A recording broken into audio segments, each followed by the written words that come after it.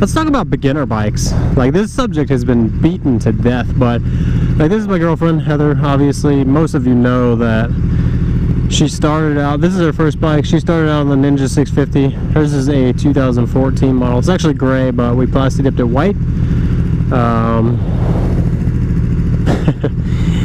So yeah, there's like this big thing where a lot of people will talk about beginner bikes, and they'll say, you know, like, you have to start on a 250, or you have to start on a Hayabusa. So everybody's got their opinion, but I'll give you my opinion just because, you know, for shits and giggles, why not?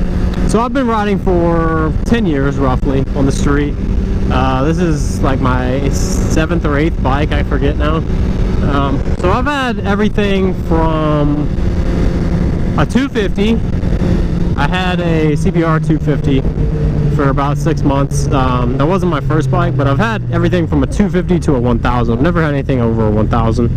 The Ninja 1000 was actually 1043 cc, so I guess technically I have had something over 1000 technically, but that's just technicalities. So yeah, so there's a big stigma where people get caught on they have to start on a 250. And here's the thing, like, if you've ever ridden anything like a motorcycle, like a dirt bike, say for instance, or like even say a scooter, like a 50cc or a 125, if you know the fundamentals and the basics of riding, I would not suggest starting out on a 250 or a 300, because chances are, especially if you're like an adrenaline junkie and like you want that power, like, I mean, come on, face it, like, most of us have bikes, especially sport bikes, because we like going fast and we like the adrenaline, whether it's at 180 miles an hour top speed, or if it's, you know, just being able to go 0 to 60 fast as hell, which you definitely can on a super sport. So it's all, you know, it really depends on what you want out of a bike. But like I say, like a 600 super sport, like say it's just a CBR 600, for instance, is going to go well over 160 miles an hour indicated. And then you got like your 750 class, and then you got your 1000 class, which 1000s are incredibly fast. Like, I mean, my 750 obviously meets the needs for my adrenaline, but a 1000 is definitely faster than my 750, clearly, because they have much more torque and all this and that. But like I say, it really depends on your level of skill and your level of confidence. If you've never ridden anything like a bike, like you've never ridden dirt bikes or anything like that, and just putting your leg over a bike is scary to you, then I would say then maybe you should start on something like a 250 or a 300. But there are people that will say, you know, oh, I started out on a 600 Super Sport, or I started out on this and that, and I was completely fine, you know. Sure, yeah, there are those people, but if you're like an adrenaline junkie, like, okay, my first bike was a 550. It was a Kawasaki LTD 550, an old bike. My dad gave it to me when I was 18. It was my first bike. It was probably 20 years old at the time. And I had a lot of fun on that bike, but I respected the bike. Like, I was an adrenaline junkie, but I took it to, you know, like, I wanted to stay alive, so I kept it to a minimum. I don't know how fast that bike even went. I don't think I ever even topped it out. It probably did, you know, 110 or 120, something like that.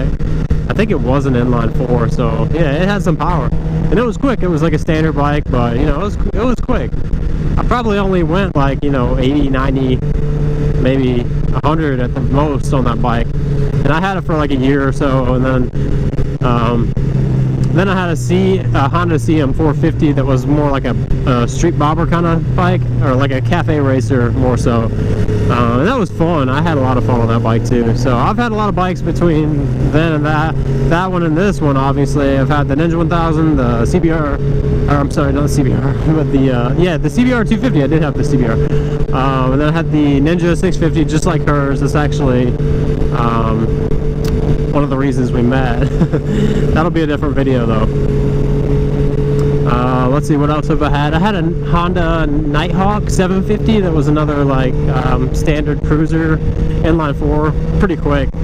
And then I had a KLR 650, so I think that's all of them. And then obviously my GSXR 750 now that I'm on. So if I started out on something like a leader bike, like a super sport, say a ZX10, when I was 18, would I still be here today? Probably, because I'm pretty level-headed. Like, I like to have fun, and I am an adrenaline junkie, but at the same time, I have a lot to live for. Like, I love my life, and even then, when times were much harder than they are now, for me, so to speak, I still valued life and my family and friends and everything. So it all goes, you gotta ride within your means. So I would not say, if you're stuck between like a 250 and a 600 Super Sport, I would say something like hers, which is it's a parallel twin Ninja 650. They make, you know, all different makes and models of these type of bikes. Like they make 500s and 650s and 600s that aren't super sports, like the FZ6. But the Ninja 650, I was riding for about 6 or 7 years before I bought probably about 6 years before I bought that bike. And you can see, like, she gets it on that bike.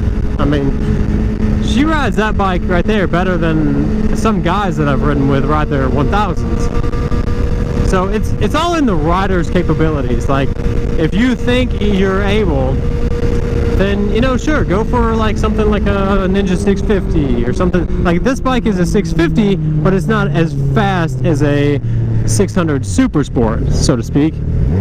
So you can kind of tame yourself on a bike like that and still have the ability to cruise, like easily cruise on the highway at 80, 90 miles an hour, where on a 250 you can do highway speeds, obviously, because tons and tons of people do it. Whoa, that car just like went off the road. You can do highway speeds clearly, but it gets like a little rattling. Like, I took when I had my CBR 250, I took that bike from Florida to North Carolina, which was about a 600-mile trip. So you can clearly do, you know, tons and tons of miles on a 250. It's all what your body can take and what you can take. So mentally too, because it will really mentally wear you out doing that many miles on a small bike. I mean, that many miles on any bike is hard, but on a smaller bike it gets a lot harder. So best beginner bike, like if I literally had to pick the best beginner bike out there, out of all the bikes I've ridden, I've probably ridden 30 to 40 bikes that are like from the R1. I've never ridden a Hayabusa. I have ridden the ZX14, but obviously I never owned anything that big. But I would literally say that like the Ninja 650 or something around the Ninja 650 is like one of probably my top picks for a beginner bike. As long as you feel comfortable, that's the thing. If you don't feel comfortable, then yeah, you can start on a 250. But just remember, when you start out on a 250, when you get on the highway, you do not have much passing power, which is your safety zone, like to get out of trouble and stuff like that. So take this all into consideration. So it's all in the rider's capabilities. What's she doing? She's flagging me down? I don't know. I'm gonna wheelie though.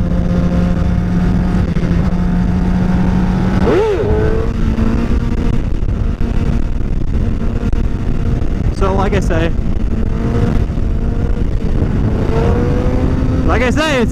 it's all within the rider's capabilities. Like, can you do stuff like that on a 250? Probably not.